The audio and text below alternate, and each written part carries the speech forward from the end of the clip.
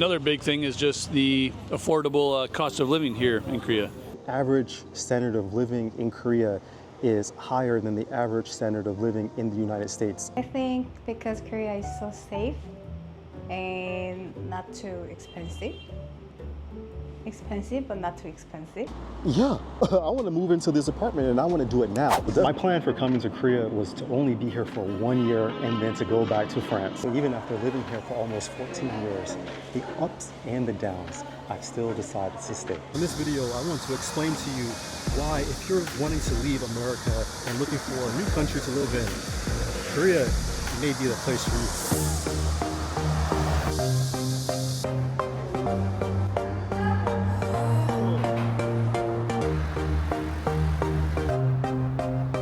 When I first moved to Korea, my plan was to only stay here for 1 year and then go back to France. So before I continue with this vlog, just let me show you this view.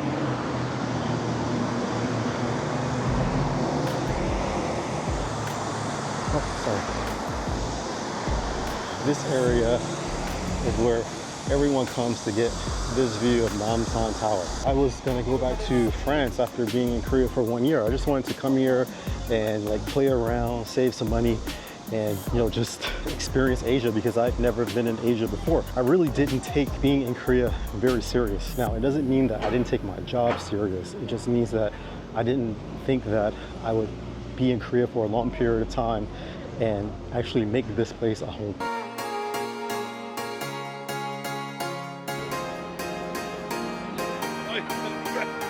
I love this part of town. This is Itaewon in Seoul, and usually I don't come here anymore because this is like really, really big party area, and I don't party like that anymore. But like in the daytime, before the big crowds come, this place is actually really amazing. So many cool things to see, a lot of nice cafes, many tourists are here. It's just, yeah, this is funny enough, or funnily enough, this is one of the places that made me want to stay. Yo, guys, as you guys know, I've been looking for some new shoes for like the last 2 months. Finally found some. So I just remember arriving in Korea and being able to buy all of the necessities that I needed. And me, I'm a frugal person, except when it comes to like traveling, then I'm pretty like extravagant. But yeah, I usually do my best to live under my means.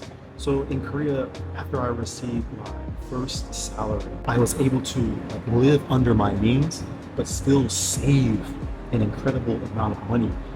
It just, I don't know, something clicked in my head. It was like, Francois, you lived in France and you made a pretty good salary, but euros are very easy to spend, but very hard to get. Now you're living in a situation where you don't have to worry about living under your means and not being able to save money. In France, I was living under my means and still not able to save money or as much money as I wanted to. And then when I started traveling around the country, when I started traveling to like different cities, and at this time I was living in the countryside. So when I started traveling from the countryside to Seoul, I was like, why is it so cheap to travel halfway through the country? From the city where I lived to Seoul, it's halfway to the country, to the very like north of the country. In France, it would have cost me like 70 euros for a one-way ticket to go from Paris, which is at the top or the north, to my city, which is Châteauroux, which is in the center region of France. It's like dead in the center. 70 euros. Here in Korea, it cost me, I think at the time, it was like 25,000 won. So I'm like, starting to put things together. Francois, you're living in a situation where you can thrive, you can save money, and you can also plan for your future in a very safe and comfortable environment. So do you really want to go back to France? Even going back to France, it's going back to America. I had the same struggles when I was in America. I worked 3 jobs when I went to school. I worked 3 jobs and paid my way through school. Not all of it. I still had like student loans, some student loans, and like the Pell Grant and stuff. But I worked 3 jobs to pay off like all of my bills, all my medical bills, and to afford food, and to afford gas, and to afford rent in my apartment. And I was only having like $200 left at the end of the month, barely money to save, barely money to even like go on dates or hang out with friends or even to buy things that I needed for my life. I remember when I started to hang out with people that I met at my orientation. So there were a bunch of other English teachers who came from America or various countries where English is a native language. We formed a really tight bond. And we started hanging out a lot on the weekends. We were going to like bigger cities like Daejeon near my home, and then we started to go to Seoul like every other weekend. I think that is the time, that is the moment when I decided that I didn't want to leave Korea, because when I was hanging out with my friends, when we were going to Seoul or we were going to like larger cities, we were actually like spending a lot of money hanging out, partying, eating, staying at hotels and things like that for the entire weekend. And the funny thing about it is that we could do all of this 2 times, 3 times a month, and we would still have like so much money left over. It was incredibly cheap to party. I remember at that time taking a taxi, the starting fare was like 2,500 won in Seoul, something like that. So it was incredibly cheap to just go around the country, especially come to Seoul, party, hang out. And that's something that I wasn't used to in America. I wasn't used to being able to party like that or being like so social, hanging out with people all the time and still have money at the end of the month to do everything that I needed to do. Actually, this is a story that I'm just remembering now. This like blew my mind, even to this day. My friend, she was hurt. I think she broke her leg or something happened. Anyway, she was in Seoul. She was in Seoul. I was in a city about 2 hours to the south, hanging out with some other friends. She messaged me. She said she was hurt. She was in the hospital. I was with another friend. And she asked me, Francois, please, please, please, is it possible for you to come to Seoul and pick me up and take me back to my city, because I really need help. I don't have anyone else. And I'm like, okay, I'll come, you know, being the wonderful friend that I am. If I'm your friend, you're very, very lucky. This is like so wonderful and incredible and amazing at the same time. I was able to jump on the train, go to Seoul, which is like 2 hours, you know, 2 hours, 15 minutes to the north of where I was, hop in a taxi with my friend, find my other friend at a hospital, pick her up, take her back to the train station, hop on the train again and take her home to her town, which was actually the same town where we were, which was about 2 hours and 15 minutes to the south of Seoul. And we did all of that in the same day. We did it all in the same day, and it cost us almost nothing to do it. And I was just like, what is this country? How is it possible for me to be able to go from halfway, the middle of the country, to the very top and back again in the same day and not even spend $50 doing it? It just blew my mind. The price of living here in Korea is just crazy low. I mean, of course, there's still a big gap between the rich and the poor. I think that exists in so many countries, but I always tell my friends in America this, it's that the average standard of living in Korea is higher than the average standard of living in the United States. I think maybe people on a daily basis are happier here because you can afford to do more things like go to random restaurants, go have ice cream randomly, take a day trip, or things like that it's not really possible to do in the United States. But I also wanted to talk about the policing system, the National Police Agency here in Korea. I feel as if compared to the United States, the police here are actually police. Don't get me wrong. Please don't get me wrong. Don't think that I'm saying that the police in the United States aren't doing their job, because a lot of them are. There are a lot of great police officers that are, you know, really there to help protect and to serve. However, I think here in Korea, you won't experience the same kind of police harassment or police aggressive observations, I could call, that you would in the United States. Here in Korea, if I need a police officer, I can just go to the station. The police officers usually help. They're not always just like patrolling the streets and harassing people or giving out tickets or you know, causing a ruckus or stopping you because of you know, they see that you're a person of color or that you're a foreigner rather, and that you might cause some kind of issues. I don't know if the police officers here have guns. I haven't really checked the police officers when they're walking by. I only see like their uniforms and I just keep walking. But I think the police here, actually I'm pretty sure the police here are less apt to use force if they're in a situation where their presence is required. You're so Korean. Oh my goodness, look at this, guys. Just got a fan, yo! I had to come get a little snack before filming continues. Bora, let me ask you a question. So, why do you think foreigners like to stay in Korea for long periods of time? As you know, I've been in Korea for like 14 years. So, why do you think foreigners stay so long? I think because Korea is so safe and not too expensive. Expensive, but not too expensive. And people are nice when you are close with them. Everything opens until late. And so much convenience. You can reach other place so easily. You can buy things so quickly. That's why I think. What made you decide to stay for so many years? It's a tough question, but originally it was because of my girlfriend, now wife, but I found a community in terms of basketball that I made many friends, both in Korea and the US now and multiple countries, that made me want to stay longer. And the fact that it's so convenient to live here, especially if you have a stable job and a house that is okay, it's very easy to live in. Besides being married to a Korean woman, what made you decide to stay in Korea for such a long period of time? The reason I've stayed is just the overall quality of life. And another big thing is just the affordable cost of living here in Korea, especially when it comes to healthcare. And I love living in Seoul. I've always been a city guy, and Seoul is just a great city to live in. So that's why I've stayed in Korea for so long, and I'll be here for a while. Okay. I think one of the main reasons is like quality of life in Korea is quite good. I'm from California, Orange County, and like when I go back, sometimes I feel like there's some things I don't like. Like we don't have a really good transportation system. We don't have like really good health care. It's just like it's not walkable.